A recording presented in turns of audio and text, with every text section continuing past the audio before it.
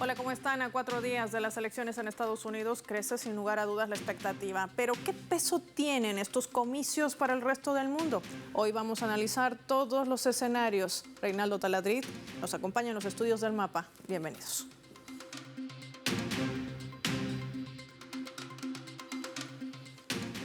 Les proponemos desplegar nuestro mapa e identificar algunos datos claves para entender todo este panorama. Elecciones en Estados Unidos. Vamos a identificar a esta nación y la ubicamos con los colores de su bandera. Hay que decir que desde el año 1845, las elecciones presidenciales en Estados Unidos se celebran el martes después del primer lunes de noviembre. Y aunque la carrera por la Casa Blanca concentra la mayor atención, ese día también se eligen otros importantes cargos. Se van a definir 435 escaños de la Cámara de Representantes y 34 de los 100 miembros que conforman el Senado. Asimismo, se van a elegir 11 gobernaciones estatales y 2 territoriales, sumada a la variedad de cargos estatales y locales. Algunos estados han implementado ya el voto anticipado y el voto por correo. Esto podría facilitar el acceso a las urnas, aunque hay expertos que alegan que esto no es una solución universal. Una batalla electoral entre el republicano, lo tienen en la imagen, y expresidente Donald Trump y la actual vicepresidenta y candidata demócrata Kamala Harris. Cerca de 244 millones de estadounidenses podrían emitir su voto, según han publicado también agencias especializadas. Estamos hablando que en estas elecciones de mitad de mandato del año 2018 y 2022, un dato interesante para sumar, en esas presidenciales del 2020 se registró la mayor participación de este tipo en décadas. También cerca de 2/3 de los votantes participaron ese 2020. La tasa más alta, decían algunos, para cualquier elección nacional desde 1900. ¿Qué pasa con los votos de esos colegios electorales? Pero, ¿cómo funcionan estos colegios electorales? ¿Qué peso tienen en estos comicios? También lo revisamos. Ahí lo tienen. El colegio electoral tiene en total 538 votos. Y para proclamarse ganador de las elecciones y por tanto presidente, un candidato necesita hacerse de al menos de 270 o más. Su compañero de fórmula se convertiría así en vicepresidente. ¿Cómo funciona esto? Cada estado tiene una cantidad concreta de votos electorales. Estamos hablando de aproximadamente acorde con el tamaño de su población. California, por ejemplo, este estado cuenta con la mayor cantidad, 54, mientras que un puñado de estados escasamente poblados como Wyoming, Alaska y Dakota del Norte, y la capital de Estados Unidos, Washington, tienen 3. Salvo muy pocas excepciones, cada estado otorga todos sus votos del colegio electoral al candidato que haya ganado en su territorio. Esto es, el que haya logrado la mayoría del voto popular a nivel estatal. Por ejemplo, si un candidato gana ese 50.1% de los votos en Texas, se le otorgan los 40 votos electorales de ese estado. Un candidato que ganara un estado por una mayoría aplastante obtendría la misma cantidad de votos electorales que se hubiera impuesto por un solo sufragio. Pero, ¿qué tan democrático es esto? Vamos a hablar de esto y más con nuestro invitado.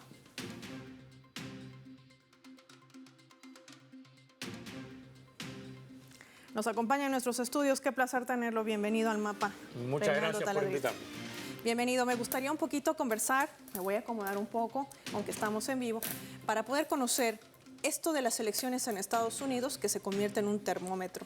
Todos los medios en el planeta hablan de percepciones, estadísticas, proyecciones, las temáticas que han abordado los debates. Pero la gran pregunta es, ¿qué sector cree usted que va a definir estas elecciones? Oh, qué gran pregunta.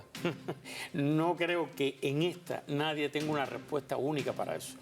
Es una elección tan reñida, todo por debajo de diferencias de 2 puntos hacia debajo, que cualquier sector en cualquiera de los 7 estados que van a decidir puede cambiar la decisión en un estado y los votos electorales irían a uno de los candidatos. O sea, que puede ser que el voto, digamos, de origen árabe en Michigan juegue un papel. Hay que ver si los cerca de 400,000 puertorriqueños que residen en Pensilvania cambiarían algo después de lo que ocurrió el domingo con Trump. Habría que ver cómo se comporta el voto hispano en los estados de Nevada y de Arizona, por ejemplo. ¿Qué pasaría con el voto negro en Georgia? Entonces, cualquiera de esos, en una elección tan cerrada, tan estrecha, cualquiera de esos factores puede decir, estamos hablando de diferencias, casi todas las diferencias son de menos de un punto, 0,7, 0,6, 0,5, 0,4. Estamos hablando de algo parecido al 2020, donde también casi todas las diferencias eran de 0,7, 0,6, 0,5. Estamos hablando de diferencias de 11.000 votos, de 20.000 votos, de menos incluso. Cuando algo es así, imagínate. Y cuando hay esos cálculos matemáticos, estadísticos, ¿qué pasa cuando hay un empate técnico? Que todos hablan ya, por cierto. Empate técnico. Mira, ¿qué pasa? Hay una avalancha de encuestas. Las elecciones también son un negocio. Generan mucho dinero. Varios billones, o sea, varios miles de millones de dólares se gastan en las elecciones.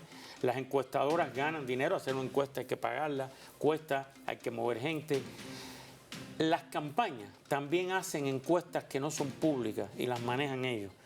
Yo nunca he visto ninguna, pero se dice que son más exactas a veces que estas que vemos. Pero esa avalancha de encuestas ha llevado a un segundo negocio, que es el negocio de los promedios de encuestas y el negocio de los modelos matemáticos. Se hacen modelos matemáticos. ¿Qué quiere decir eso? Primero, hacer un promedio de encuestas significa, bueno, se han hecho 59 encuestas en el estado de Pensilvania, el promedio que de esas encuestas es tanto. Pero modelos matemáticos, y yo no soy matemático, siempre fui muy malo en matemáticas, y cuando yo me pongo a leer, hay matemáticos geniales que están haciendo, tienen sus sitios digitales y todo, y hacen estos modelos. Imagínate que es echar en computadoras de mucha capacidad 400 posibilidades.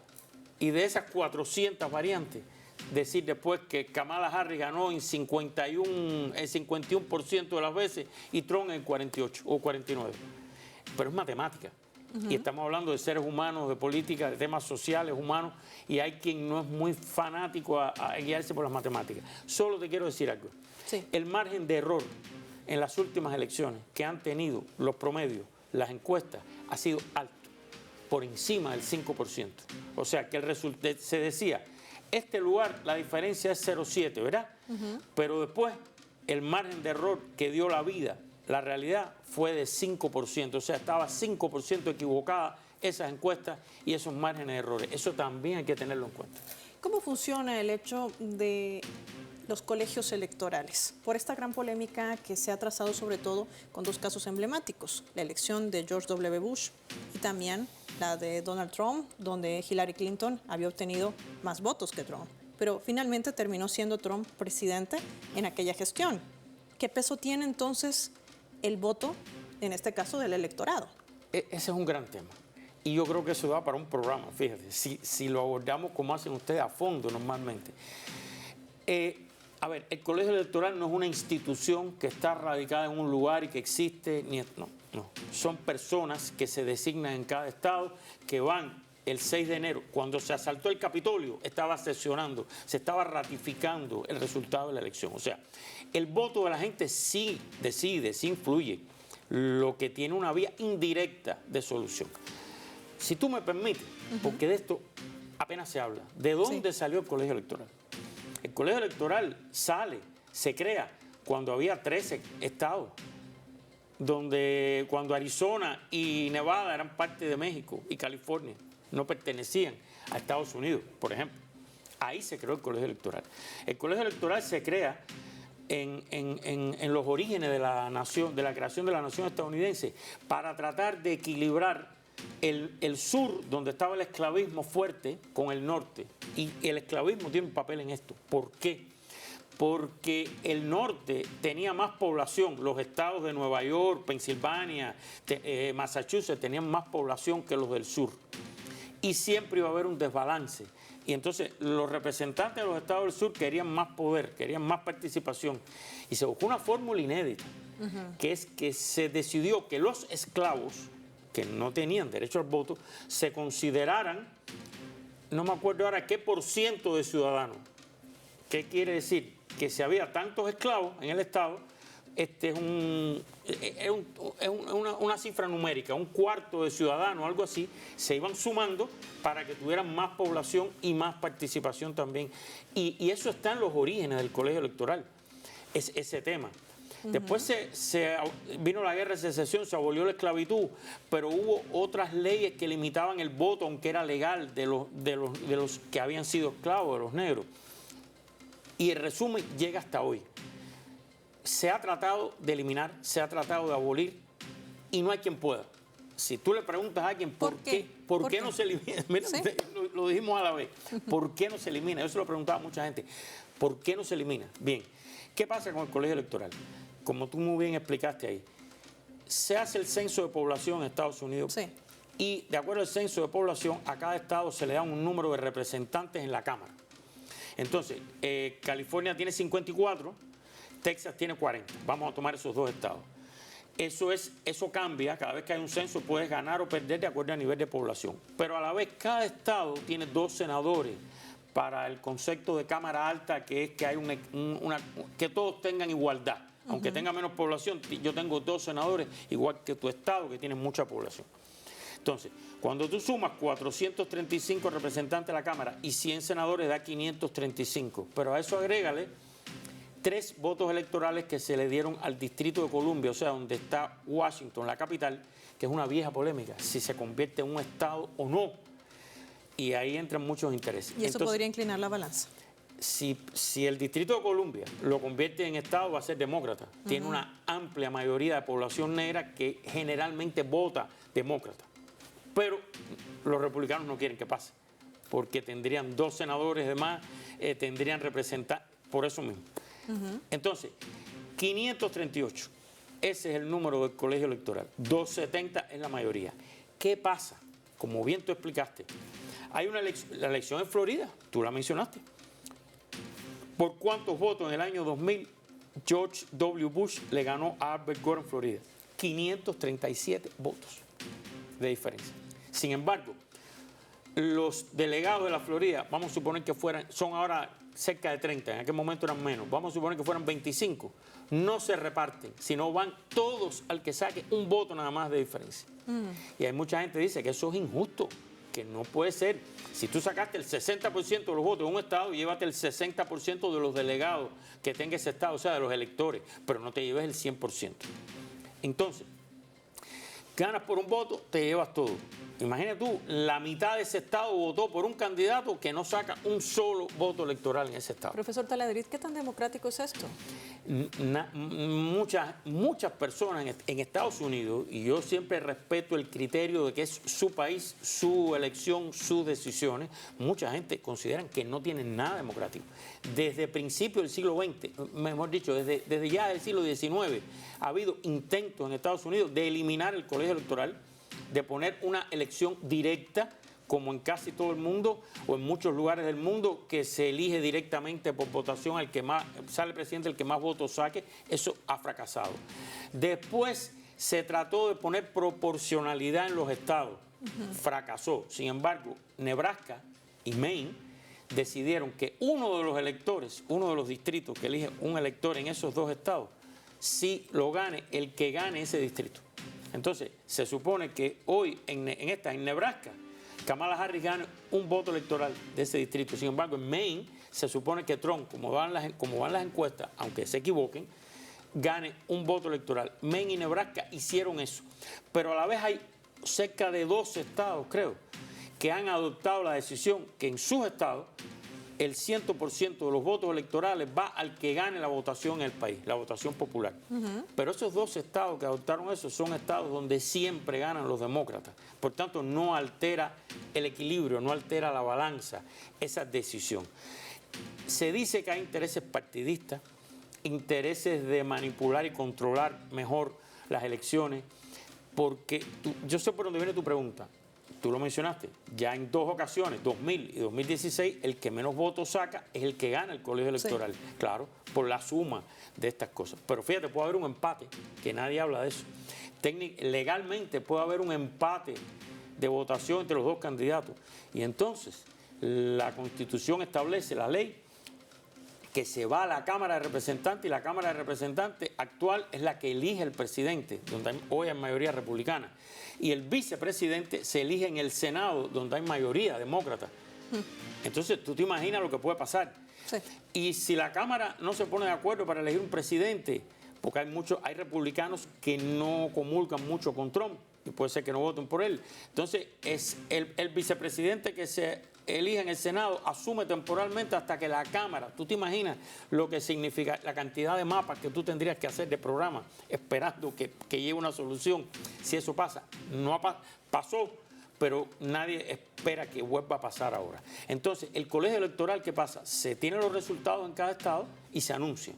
Y ya se sabe quién ganó cada estado por la votación. No es que la votación no juega un papel, sino que juega un papel indirecto, un sistema indirecto. Ahora, los estados designan personas que son los electores. Texas tiene 40, el estado de Texas designa 40 que hacen un juramento y van el 6 de enero a Washington a proclamar que el estado de Texas otorga sus 40 votos electorales a Donald Trump, que es el acto formal que se hace en enero donde se ratifica la presidencia. O sea, que ese es el colegio electoral. 40 personas de Texas, 54 de California, que van en enero a Washington, que hicieron una ceremonia de juramentación antes, van allí y en una ceremonia dan sus votos electorales. Y ahí viene otro problema, que ha habido casos en el 16 con la derrota de Hillary Clinton de electores de estados que decían voy a cambiar mi voto, pero si cambiaban su voto, o sea, yo soy de Texas, yo tengo que dar mi voto a Trump, pero se lo voy a dar a Hillary Clinton. Un ejemplo, no me recuerdo de qué estados fueron, pero hubo varios. Lo que le caía arriba de sanciones era mucho, penalmente incluso por violar una juramentación que hizo anteriormente. Previa. Esto significa que también hay intereses que confluyen dentro de esa representatividad llamada hoy miembro de ese colegio electoral. Ahí está la democracia de quienes recetan democracias para los países del mundo. Cuando regresemos, me gustaría profundizar el tema. ¿Qué peso tendrán estas elecciones de Estados Unidos para el planeta? Lo hacemos al volver.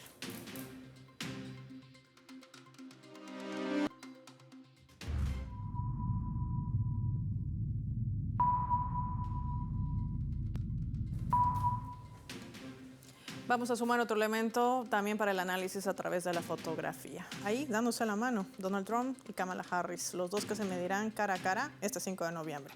Una guerra que emprende Israel, recordemos, en Gaza, ha sido también uno de los temas claves de campaña electoral entre demócratas y republicanos, pero ninguno de los dos candidatos ofrece soluciones reales. Harris, por su parte, reafirma la importancia de alcanzar un acuerdo de cese al fuego y liberación de rehenes, mientras que Donald Trump dice que nada de esto habría ocurrido nunca si él siguiera en la Casa Blanca. Hay que recordar que hasta la fecha el saldo de víctimas por parte de la agresión de los bombardeos incesantes que emprende Tel Aviv y asciende a más de 43,000. La mayoría de ellos son mujeres y niños.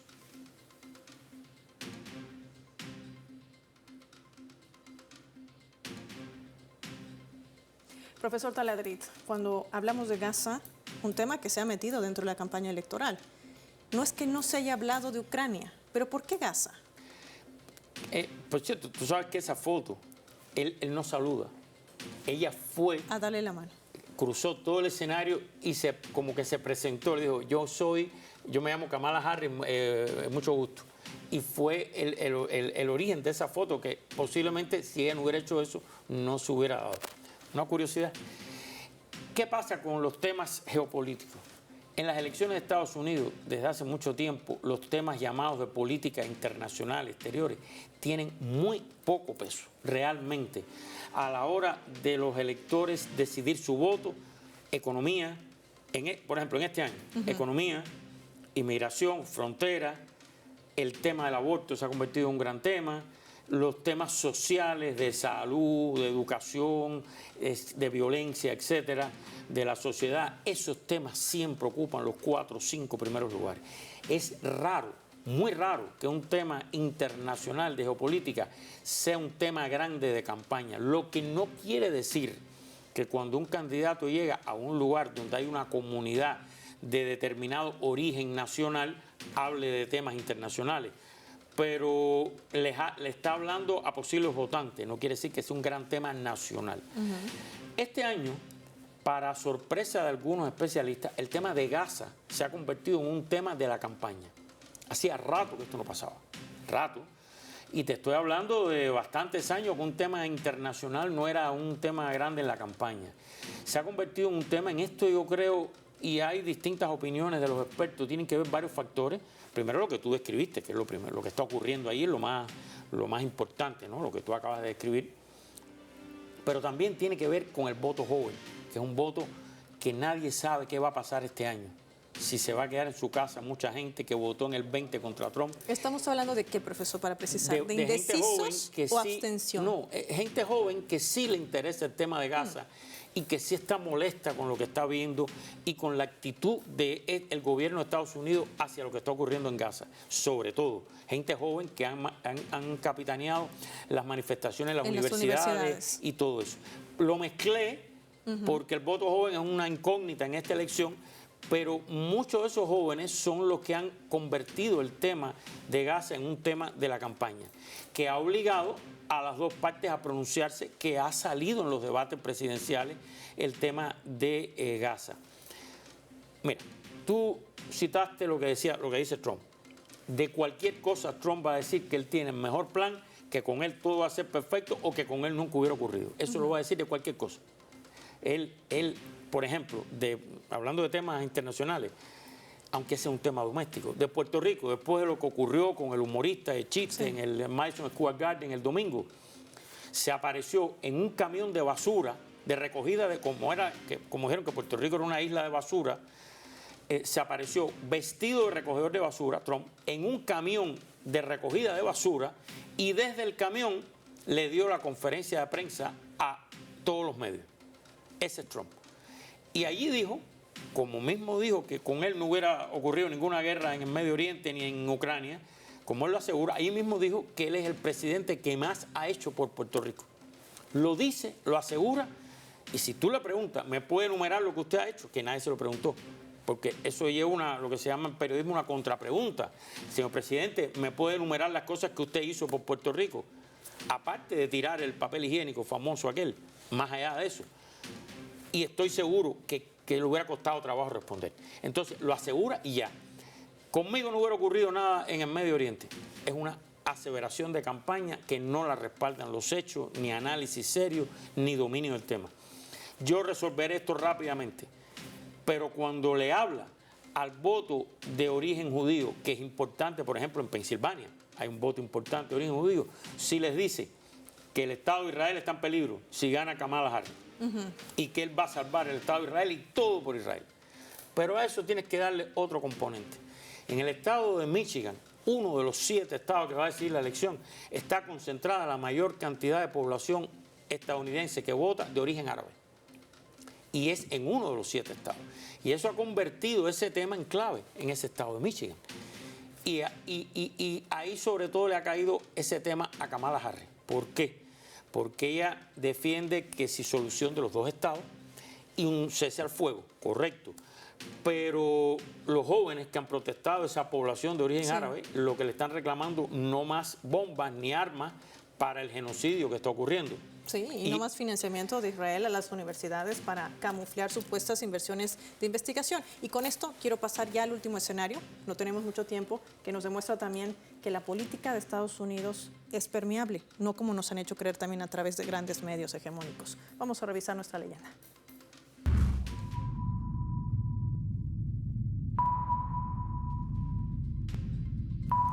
Todos sabemos que están a horas de los cierres de campaña en distintos estados, prometiendo y prometiendo, respondiendo y respondiendo y sumando también a distintos artistas para llegar a captar el voto latino y también de otros sectores. Esto es lo que sentenciaba Donald Trump, el candidato presidencial republicano de Estados Unidos.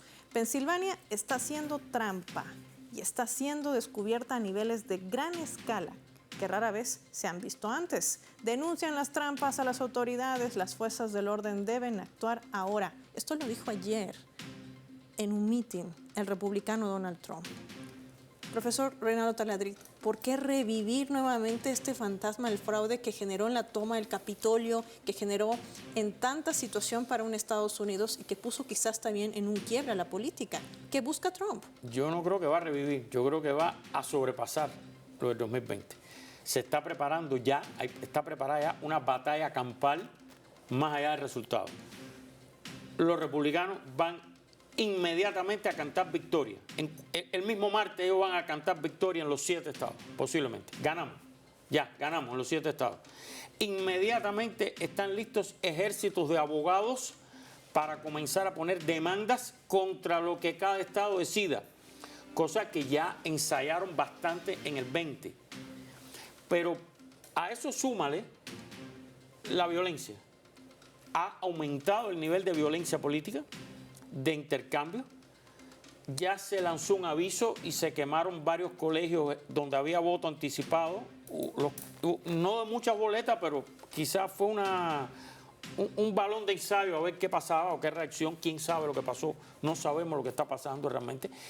Y no olvides que ha aumentado la violencia política en esta campaña, los insultos, el nivel de crispación, el nivel ha aumentado en un país que tiene la segunda enmienda, que tiene el derecho a portar armas y que tiene una de las cantidades más grandes de armas distribuidas en la población. El asalto al Capitolio que tú mencionabas el 6 de junio, cuando se estaba ratificando la victoria de Biden. El 6 de enero del 2021, no hubo muchas armas, pero no olvides que en los estados hay capitolios locales, tienen capitolios estatales o institución donde está el Congreso de cada estado. Y ya hubo en Michigan un intento incluso de secuestrar o de atacar a la gobernadora demócrata y atacar el Capitolio del estado de Michigan. O sea, nada de esto se puede descartar. Ojalá por el pueblo americano no ocurra, pero no lo puedes descartar nada de esto. O sea, que no es esa frase. Van a decir fraude, van a decir que ellos ganan. El truco es que el día de la votación, el martes, a lo mejor votan más republicanos en un estado. Pero con el voto anticipado había más votos demócratas. En el 20 fue así. Y entonces ellos dicen que ellos ganaron ese día, pero que de pronto a los 2 días, cuando se cuenta el voto anticipado, los votos por correo, el voto anticipado, los demócratas empezaron a subir y ganaron. Ellos dicen fraude electoral, fraude de correo, fraude digital, etc. Y ahí acusan a cualquiera. No olvides que una de las compañías digitales que tiene el sistema de votación digital, la acusaron de estar vinculada nada más y nada menos que al gobierno de Venezuela. Y demandó a los que la acusaron y está ganando el pleito. La compañía que organizaba eso fue acusada y contrademandó. Giuliani, el exalcalde de Nueva York, que fue uno de los líderes de la campaña de Trump, está condenado por difamar a los trabajadores electorales del estado de Georgia y va a perder hasta su casa en Nueva York en este juicio. O sea que esa batalla va a ser durísima. Profesor, veremos cuando esto suceda, este posible escenario, los comunicados de la Unión Europea, del Parlamento Europeo, de los gobiernos del Reino de España y de otras naciones pronunciándose. Esa es una pregunta que tú sabes la respuesta. Y la sonrisa tuya dice que tú sabes la respuesta. No va a haber eso. Pero fíjate, hablando de geopolítica en tu programa, que quizás podemos abordarlo en otro momento, sí hay mucha preocupación en el mundo con lo que puede pasar. Para bien o para mal, justo o injusto, correcto o incorrecto, lo que sucede en las elecciones en Estados Unidos tiene consecuencias para el resto del planeta. Por eso todo el planeta lo sigue, todos los grandes medios de derecha, de centro, de izquierda siguen estas elecciones. Y tú mencionaste Europa. En Europa hay muchas preocupaciones con una victoria de Trump, por muchas razones que en cualquier momento podemos abordar. Ahí está el peso de las elecciones de Estados Unidos para el resto del mundo, elecciones que se miden este 5 de noviembre. Gracias, profesor René Otalegre, por acompañarnos hoy en el Mapa de Telesur. Y a usted por también sintonizarnos. Soy Paola Pérez. Será hasta una próxima edición.